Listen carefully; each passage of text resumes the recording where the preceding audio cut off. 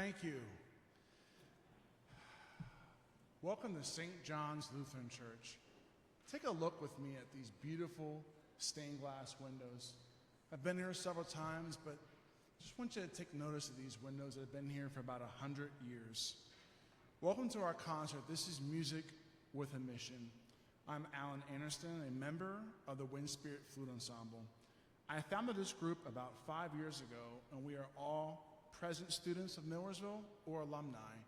In fact, Sarah Cahoe just graduated yesterday.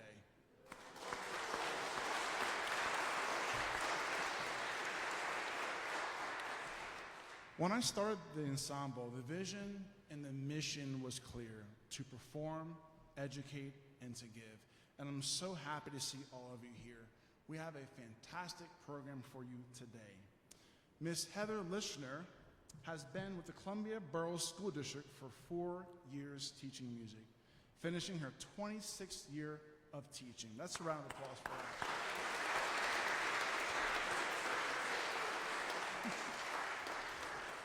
She began at Park Elementary and recently moved to the Hill campus.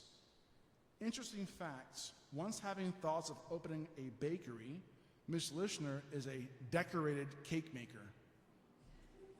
Come on, that's a pun, right? Pun, you should laugh? No, don't do that? Sorry.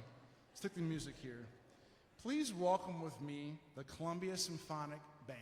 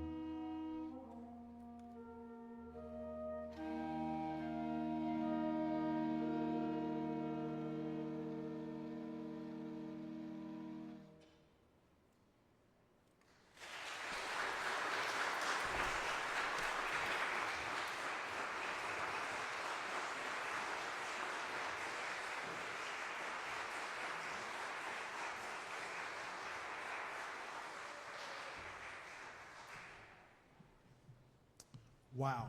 Let's give them another round of applause, please. Welcome for a few words for us, the pastor here at St. John's Lutheran Church, Mr. Weitzel.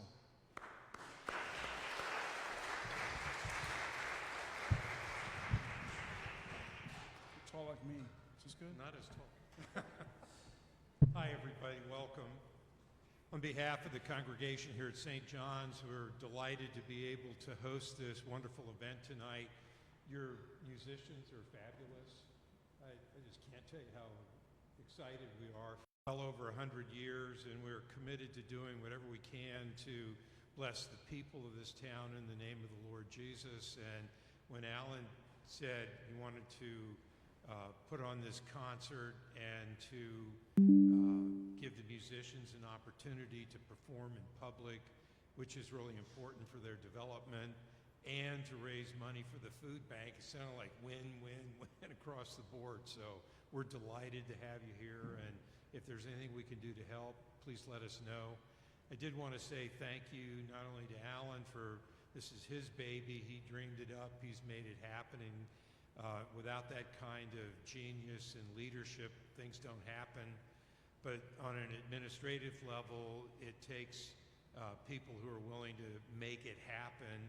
And tucked away in the back by the sound booth is Teresa Divot of Columbia, and she has made all of the little bits and pieces and phone calls that are necessary to make this happen. I want to thank her as well. So welcome.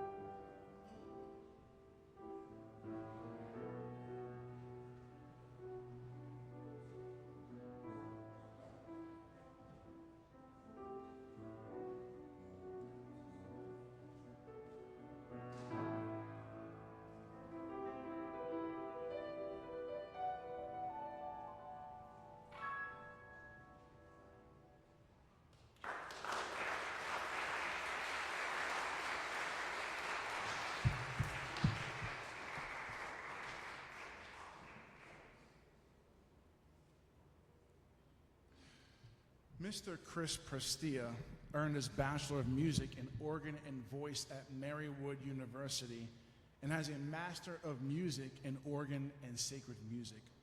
He serves as organist and choir master at Trinity Lutheran Church in Lancaster and owns, watch this, he owns and operates the Columbia School of Music where he teaches piano, violin, and cello. Man, you're busy. As I got to know Chris, he's so busy with his music life, I asked, what do you enjoy in your free time? He says, I'm a hang glider pilot who jumps off cliffs. You lost me at hang glider, Chris. Please welcome with me at the organ, Chris Prestia.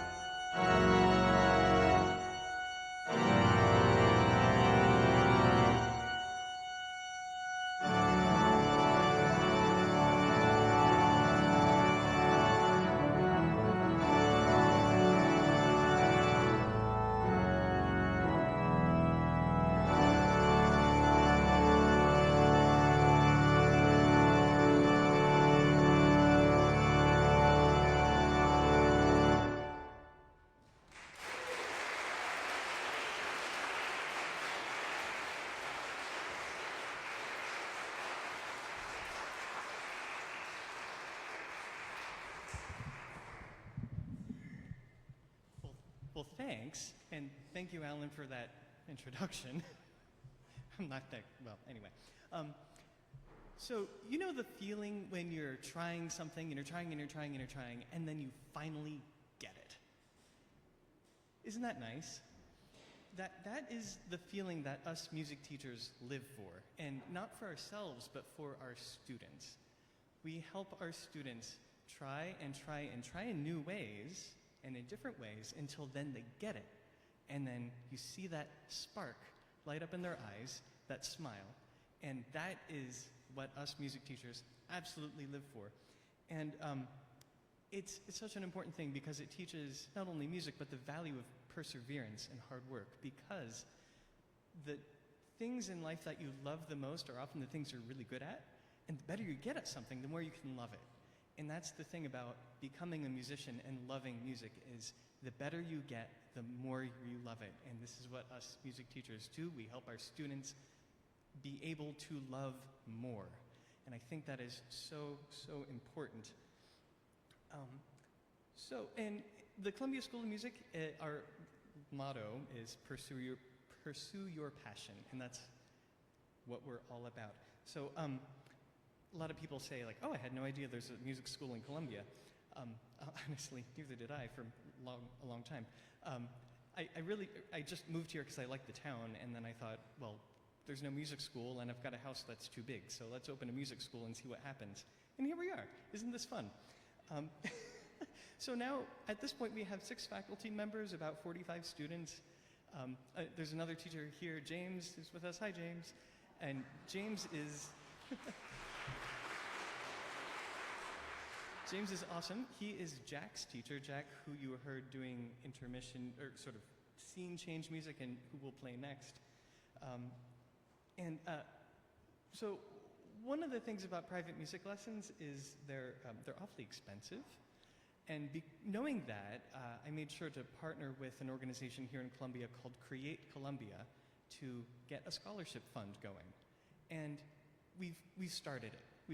And now it's time to really build that. So I had if you noticed on your way in on the food bank table, little pamphlets about our scholarship program. And if you'd like more information on that, you can Google the Columbia School of Music, find our webpage. We're not the Columbia University School of Music, or the Columbia School of Music in Columbia, Maryland, or the Cumberland School of Music. I think you'll find it. But there's information there about that. And speaking of students who pursue their passion, I'd like to introduce Jack Crumling IV. He's going to give us another awesome improvisation. Jack, it's great to have you.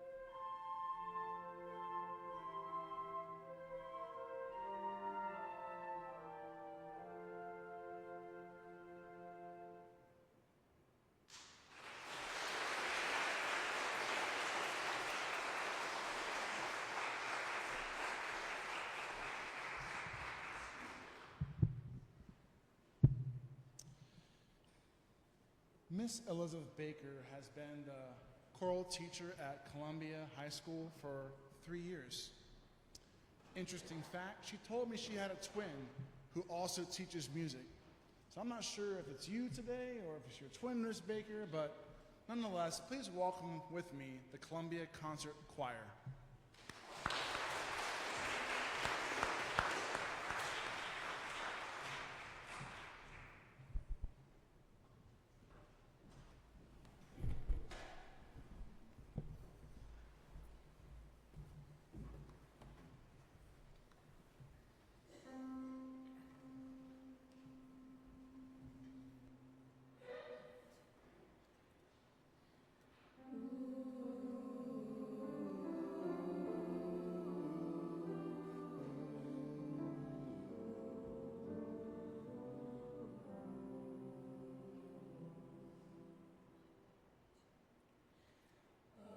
Shenandoah, I long to hear you. Away, you rolling river. Oh, Shenandoah, I long to hear you.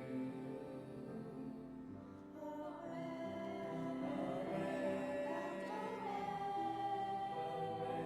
across the wide Missouri.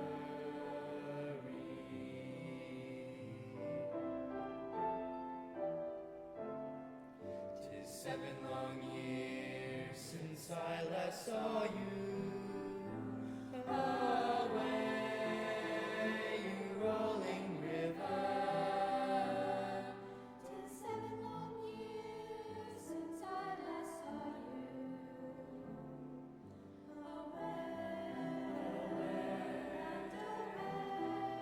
Away, across the wide Missouri.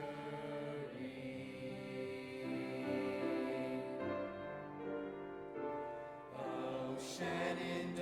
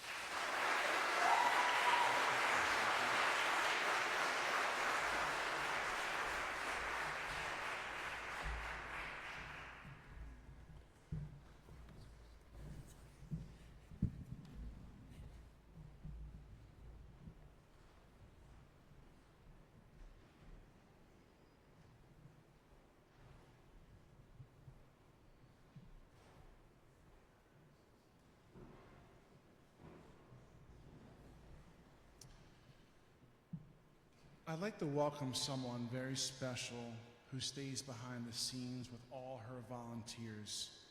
She works long hours and offers big smiles of compassion to anyone she meets. The people who volunteer at the Columbia Food Bank shy away from attention and don't accept praise very easily. They want to do what they do for the community, and everything they receive, donations of all sizes, is a blessing. Please welcome with me for a few words the director of the Columbia Food Bank, Danielle Peters.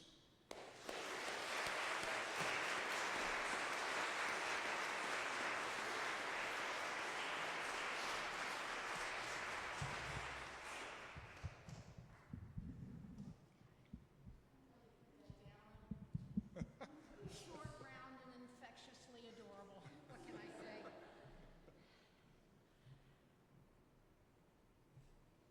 My name is Danielle Peters, and I'm the director of the Columbia Food Bank. I'm not a public speaker, so this is really kind of hard for me. On Wednesday, one of my volunteers who knew we were doing this on Sunday said to me, "Okay, when you get there, sell it."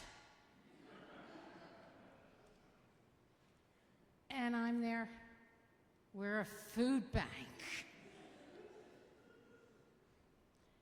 And then I remembered three things that my son, who is in sales, told me one time.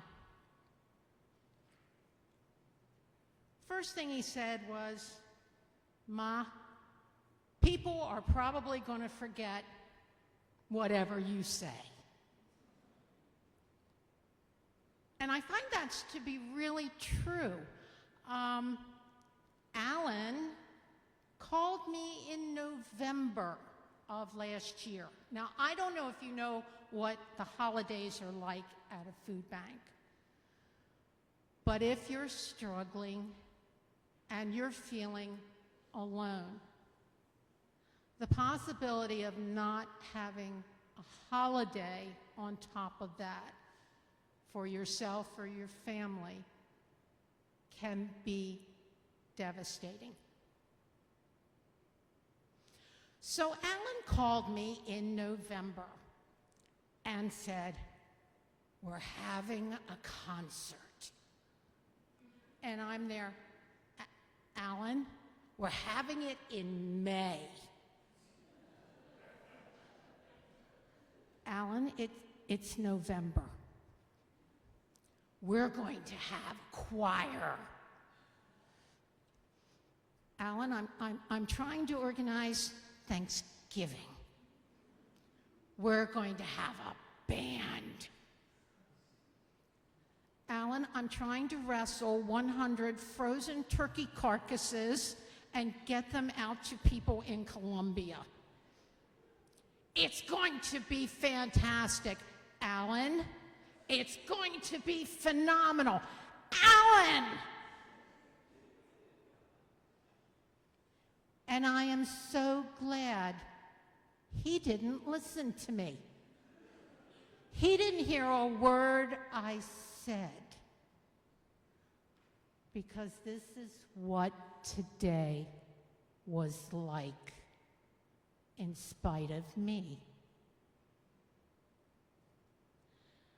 My son also said, "People will probably forget what you do." That's true too at the food bank. We had Thanksgiving in November. We gave out birds and bags. Everybody had a holiday. And of course, there's December. Gotta have Christmas. Don't you remember what we just went through last month? No, there are going to be children. We should have toys. We should have a stocking for everybody that comes. And then January. I figured, okay, I will get some slack in January. No, it was cold. So we have to open a little earlier so people don't stand outside in the cold. Because one of our volunteers said, you know, it's bad when you're hungry. It's really bad if you're cold and hungry. And then there was February, and I bet you think flowers and hearts and candy. No, my co-director comes to me and says, all right, about those hams we're going to buy. And I'm there, it's February. Why are we buying hams? Because Easter is in March this year. So we have to buy the hams in February so we can give them out. Oh, not us. The Irish leprechauns could give out the Easter hams in March. So no, my volunteers never remember how hard they've worked the month before because now they're planning for summer.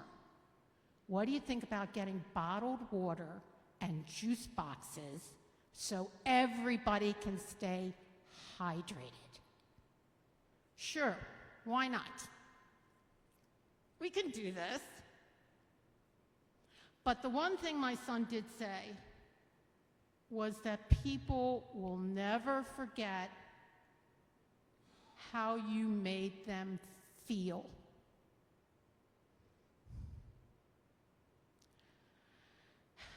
And there was the 86-year-old widow that when she called said, I have 2 boxes of mac and cheese in my house, and my biggest decision today is if that will be breakfast and lunch or lunch and dinner. And I felt sad that a senior had to go through that. Or the single father that brought his 3-year-old son to us. And if you have children or grandchildren, you would have recognized the look on that kid's face. It was about 3. That look was, I don't know who you are, lady, and if I knew who you were, I probably wouldn't like you anyway, and I don't want to be here.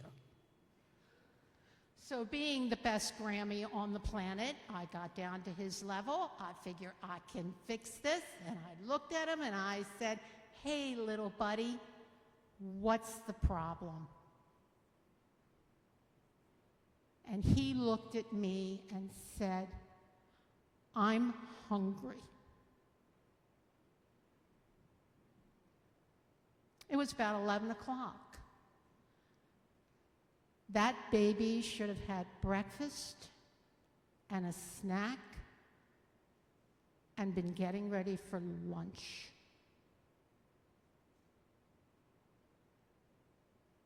And I felt angry.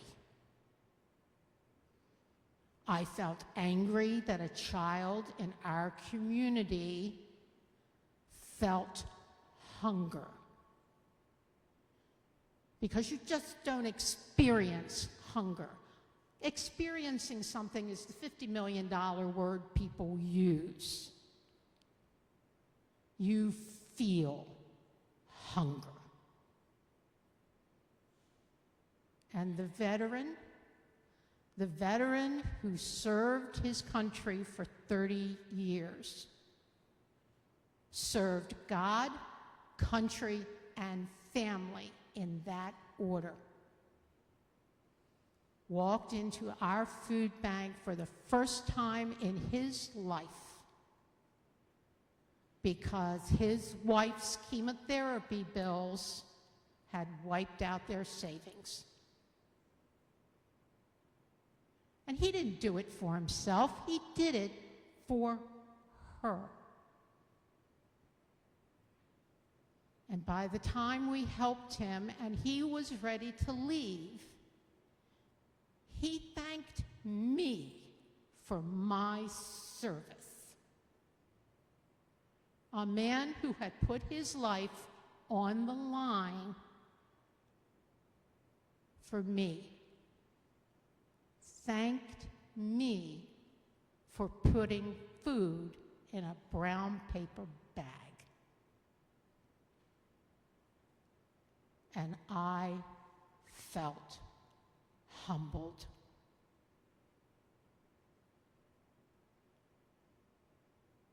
Today, I feel joyful.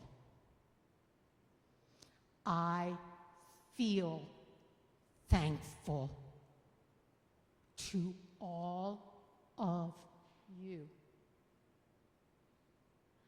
for your kindness to people you don't even know.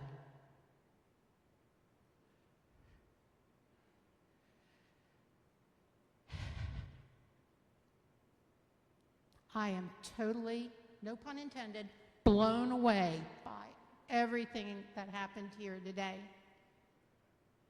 because your kindness has pushed us just a little closer to our vision that no one should know hunger. And I will never forget.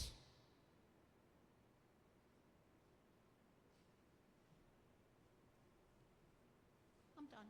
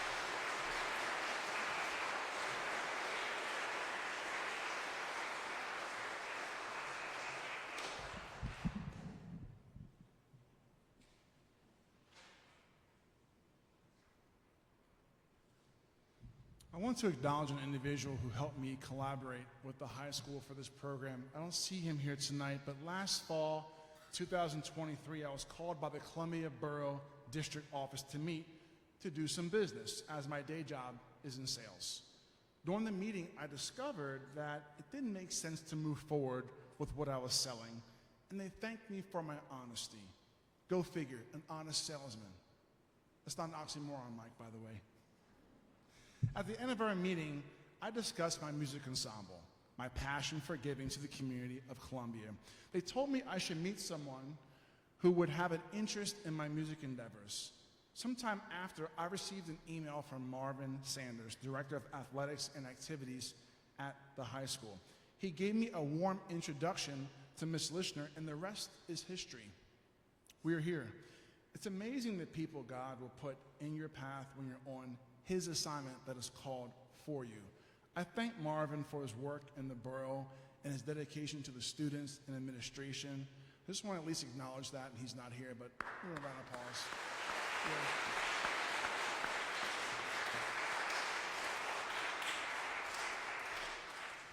Yeah. In closing, this concert would have not been possible without the contributions of Miss Teresa. Can you please come up here, Miss Teresa? Yeah, come on. Come on. Miss Lishner, please come here. Please stand over here next to me. Miss Danielle, thank you. I can't thank you enough for all your hard work, ladies. I really, really do appreciate you. This is what music education looks like, right here. This is what happens when you inspire, lead, and motivate a student to create music. It makes a difference. It changes lives. The Spirit moves and gets work done. It brought us together for a great cause. Can we please stand for these teachers? Sheila's a teacher. Music education is important. Music education is what got us here. Music education is what helped me get to where I'm at. You've been a gracious audience. Thank you all. God bless, and good night.